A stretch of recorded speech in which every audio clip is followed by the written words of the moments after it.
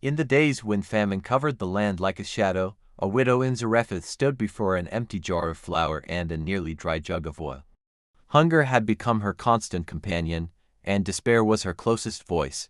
She had only one handful of flour left, just enough for a final, small meal for herself and her young son. But right there, on the very edge of her hopelessness, God was already writing a miracle. As the woman gathered a few sticks to cook her last meal, a stranger approached. It was the prophet Elijah, weary from his journey. "Bring me some water," he asked gently, "and a small piece of bread." Her voice trembled with exhaustion and grief. "I have only a little flour, a little oil. I am preparing our last meal so my son and I may eat it and die." But Elijah spoke words that shattered the silence of her sorrow. "Do not be afraid.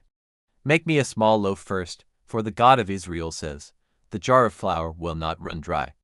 The jug of oil will not empty until the Lord sends rain on the land."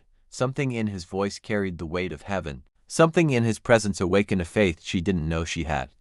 With a glimmer of hope, she obeyed, and when she returned to her jar, the miracle had already begun. The flour was there full again, the oil was there flowing again.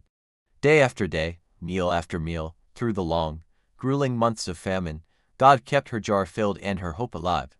But the story didn't end there. Sometime later, her son fell gravely ill and died.